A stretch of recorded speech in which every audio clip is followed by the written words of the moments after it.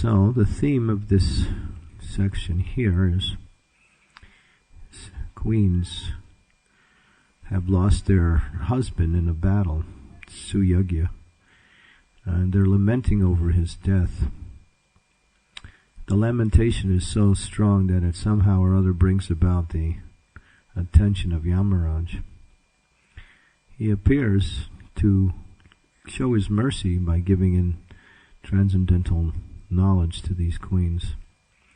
And these verses are just explanations of what he's trying to communicate to them. Coming as a little boy, he thinks, or he understands, that the transmission of the knowledge will be more effective. By being a little boy, they'll be more apt to listen to a little boy or a little person speak wonderful and most enlightening transcendental knowledge. So in this particular verse, he gets right to the essence of life. The bodily concept of life is very strong. To come to realization that one is not this body is a process of purifying the heart through the process of proper engagement in spiritual practices. The association between the soul and the material body have been long-termed. In 1974, in Germany, Srila Prabhupada was giving a lecture at one university to, of course, university students. And he began his lecture by saying, you have been, before you have come to the human form of life, you have been through 8 million species of life. You cannot remember this, but this is the actual fact, that the human form of life is very rare, and it's awarded after so much transmigration of the soul from one body to another. So, we can't even calculate what it's like to be in 8 million bodies other than human bodies. It's unimaginable. But it's a fact. So that association with the material energy is so long-term that there is a term that describes the conditioned soul in the material world. It's called Nitya Bada. Nitya means eternal and Bada means conditioned. So we understand that the soul, at one time, in existence, was with Krishna and within the spiritual world. But somehow or other, due to some situation, the soul has fallen to the material world. So that is our existence. But the word Nityabhada means eternally conditioned. And the word eternal means ever, forever. So why is that terminology used to apply to something that is eternal, but not eternal in the conditioned sense, but eternal in a different way? Well, the acharyas give the explanation, because wordings require explanation sometimes in order to clarify what is trying to be communicated.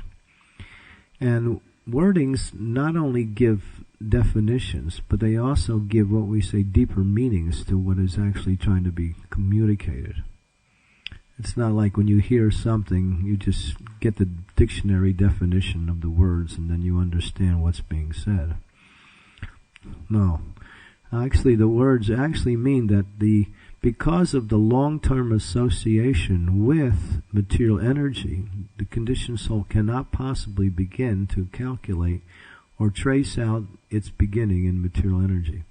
It seems so long-term that the word eternal is the best word to apply to this situation. That's what it really means. That we have been in this material existence from body to body. Kardanam guna sangha so jana janmasu sarasa joni janmasu. Srimad Bhagavad Gita explains that the conditioned soul transmigrates from one body to another, life after life, sometimes in a good position, and sometimes not so good. Sometimes in the higher planets as a demigod, sometimes on this planet as a human being, sometimes in lower planets or in lower species of life. So this transmigration has been going on, life after life after life.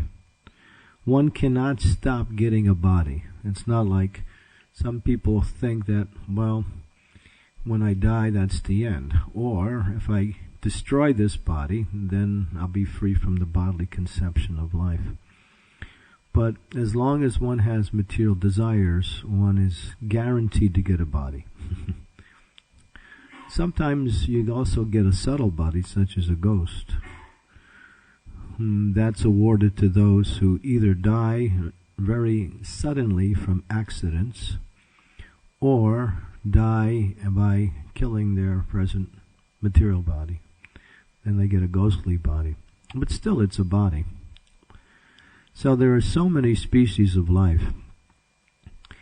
But the soul, or the individual, is different. The translation explains that what is this body? It's a combination of elements that come together in a certain situation and formulate what is called body. Earth, water, fire is mentioned here, and ether and air. We know there are 10 airs within the body, 5 primary and 5 secondary airs. And the body is mostly, we're considered to be earth beings because we live on the earth planet, and the majority of the body is made of earth. Of course, there is a lot of water in it also.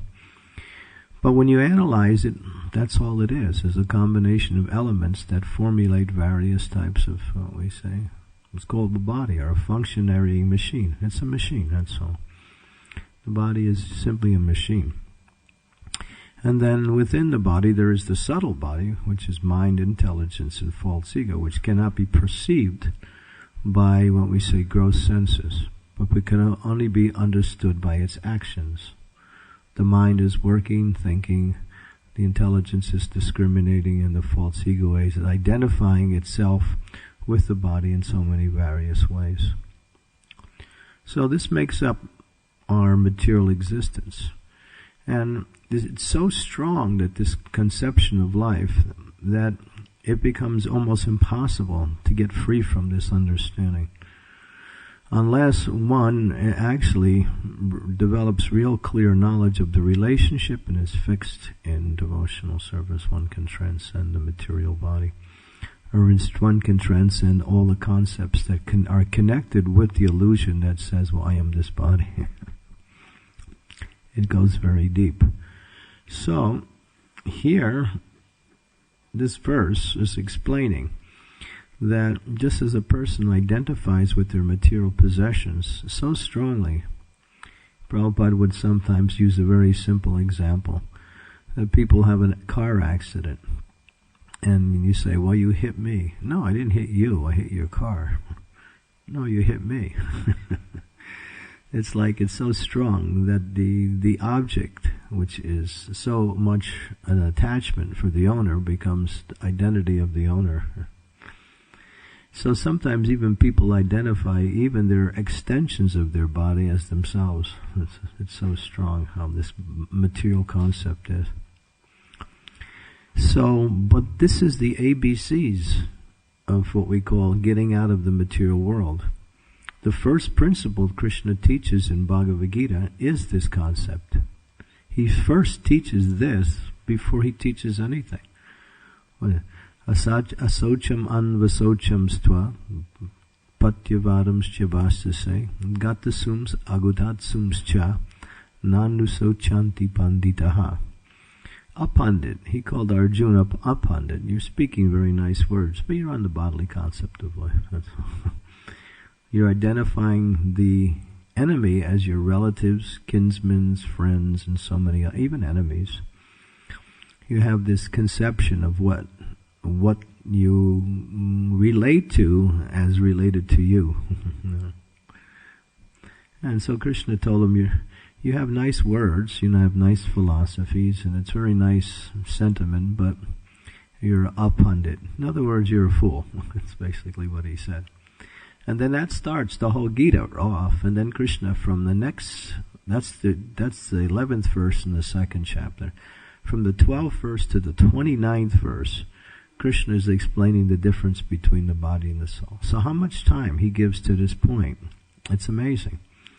It's practically, almost 20 verses just talking about the difference between the body and the soul.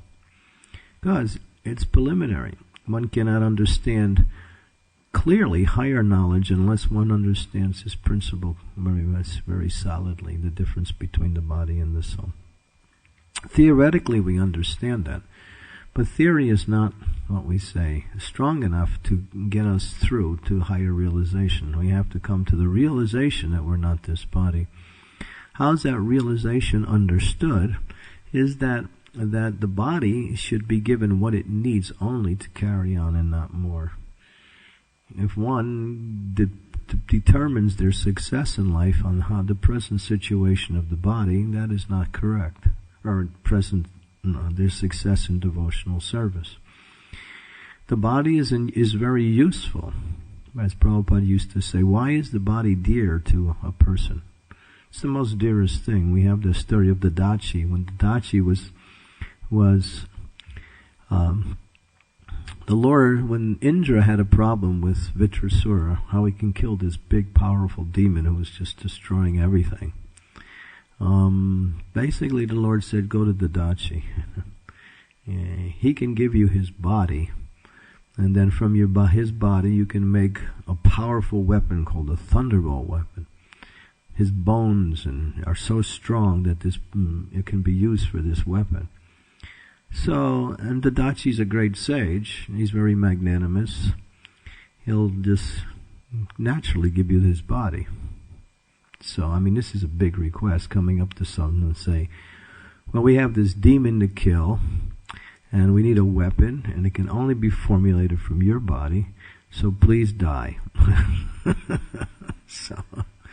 So that's basically what they said to him, in a very nice way.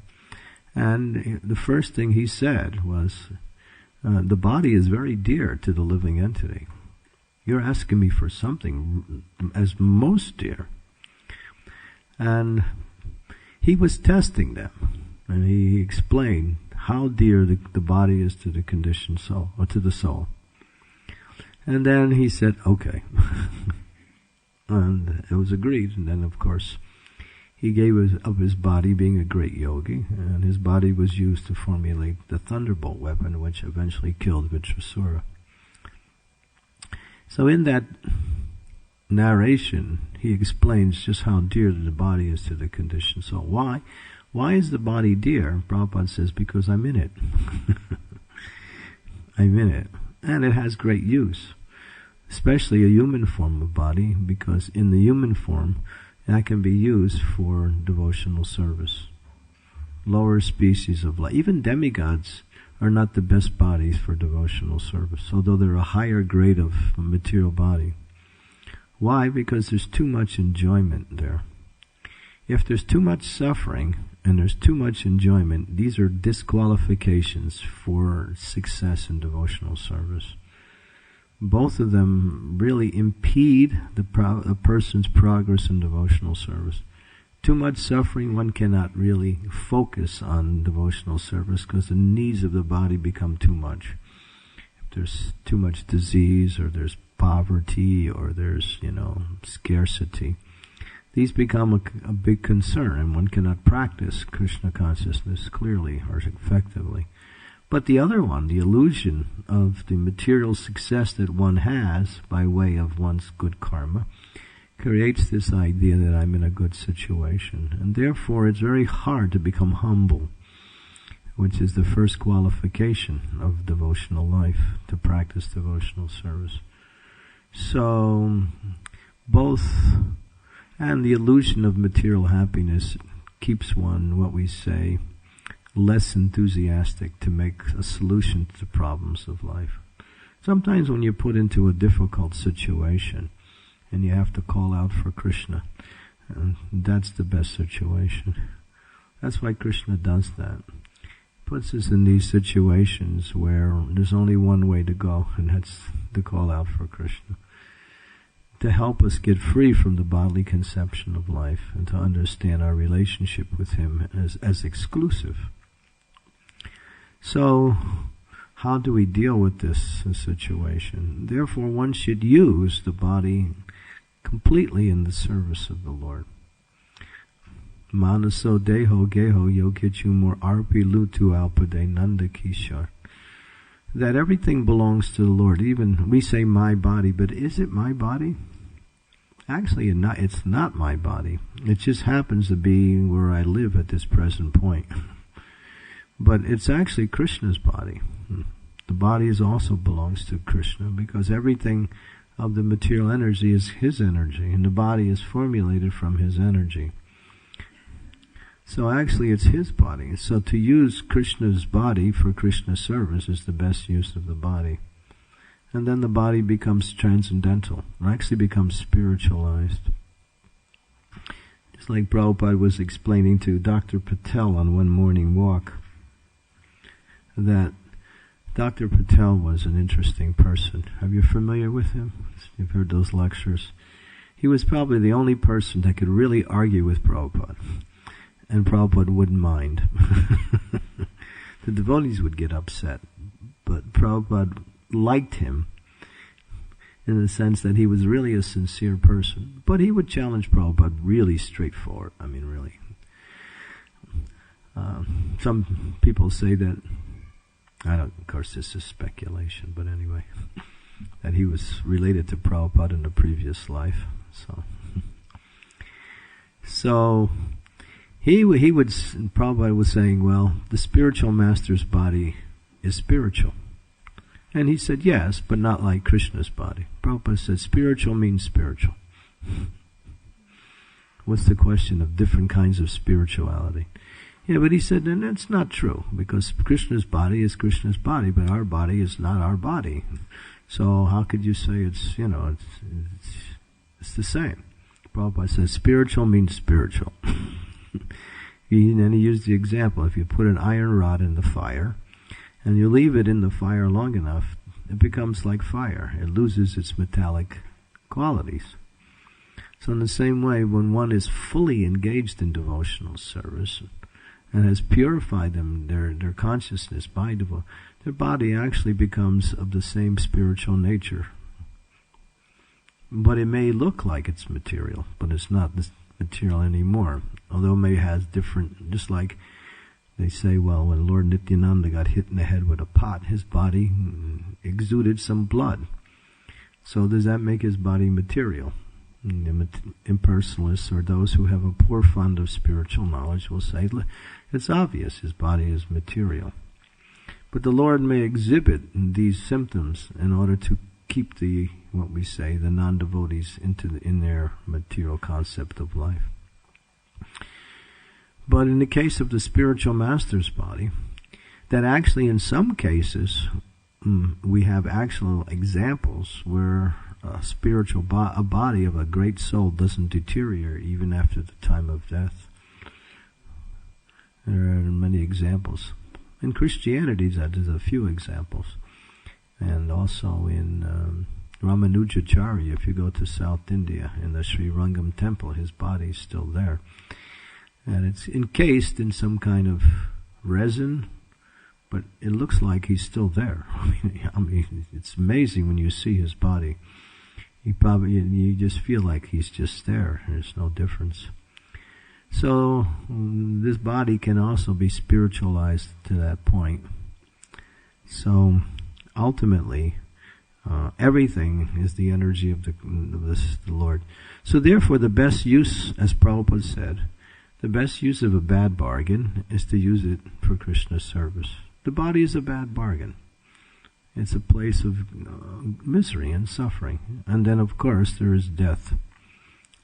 How much pleasure can you get from this body? Very little. How much pain? Unbelievable. The proportions are not the same, and they're not even close. I heard one lecture of Candramauli Swami. He was saying, your small little toe on your foot, how much pleasure can that give you? But if somebody steps on it or hits it with a hammer, how much pain can you get from that? It's like, it'll last for weeks, you know. So, this is the situation we're in. But devotees don't worry so much about these things. They just use their body in the best way. And the thing is, the concept that helps us to become clear is to minimize the needs of the body down to its basic requirements. And not to try to get to maximize it to its maximus quiet. You know, let me get to the maximum minimum. You know what the maximum minimum is? The minimum that is maximum.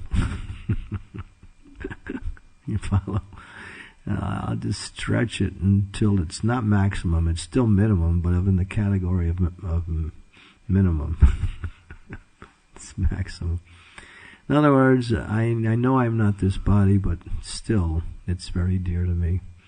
When I wake up in the morning, I look in the mirror and I just see there's the deity that I've been worshiping all my life. And then I do the puja by bathing the deity and smiling at the deity, taking darshan of the deity. Then I take the deity for prasad and feed it. And put the deity to rest at night and wake him up in the morning. So many things. It's the deity, it's our deity. And then I take it out on what we call, not darshan, but on, not Ratha Yatra, but to give everyone a chance to see the deity. I go out, you know.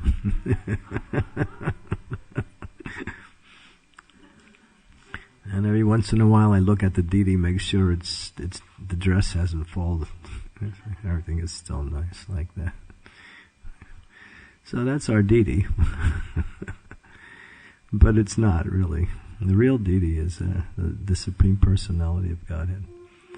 So these bodies, and another concept of the body concept of life is very important to understand, is the nationalities we come by way of this body. People are very much attached to this idea, I'm Jewish, or I'm from London, I'm English, or I'm American, or I'm Indian, I'm Russian.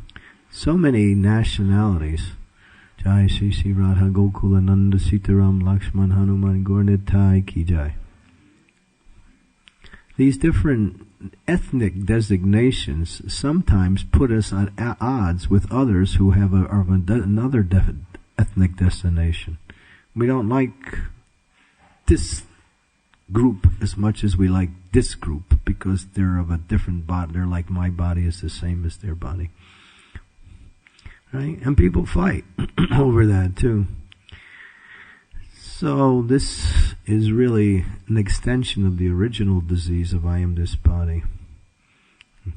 So even these extensions of what we say, gender, I'm a woman. Really? I'm a man.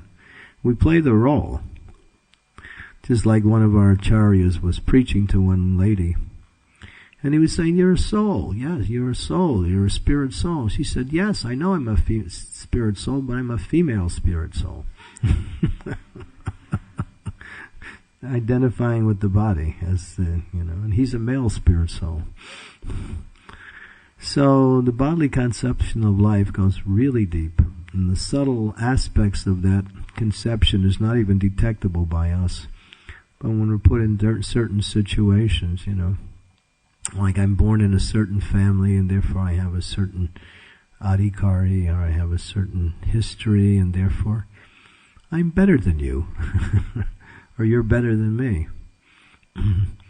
I belong. See, this is all illusion, because this is just one phase in what we call our long historical sojourn in the material world. And in the previous life we were somebody different. And in that life, that body became the most important. Now this life, this body becomes the most important. And if we somehow or other come back again, hopefully not, the next body will be the most important.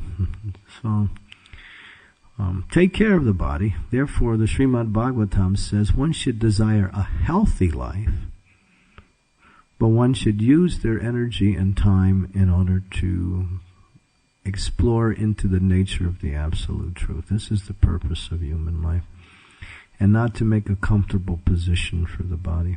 Give it what it needs just to carry on and spend if you give it too much time, you waste time, and therefore there's not enough time for Krishna consciousness. Life is short. Keep it clean, keep it healthy, and, do what is required in these categories, and then engage in devotional service. That's all. That's why even the Bhagavad Gita explains that one should sleep so much and eat so much. Balance. It's like the balance.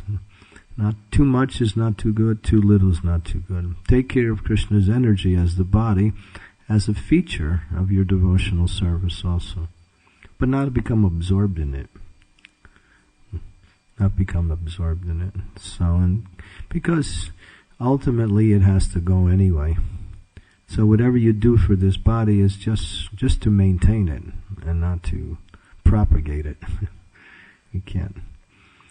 And so this point, of course, is a very basic point. It's the fundamental principle of all spiritual life about the nature of the body. But here in the Bhagavatam, it's given a very, lengthy explanation. And you'll find other similar verses. Why? Because this point has to be emphasized over and over. The conditioned soul, again, gravitates back to the bodily concept of life. It makes friends and enemies and makes decisions based on bodily situations. One who is on the transcendental platform doesn't see distinctions between bodies. Sees the soul within the body, and all living beings are ultimately Krishna's part and parcel. That is real vision. Krishna explains in the Bhagavad Gita, when you thus learn the truth, you'll know that all living beings are my parts and parcels. They're in me and they're mine. So every living being is actually Krishna's part and parcel, including ourselves. And the body, every body is a variety of different combinations of material energy in order to facilitate the material desires of the soul. That's all.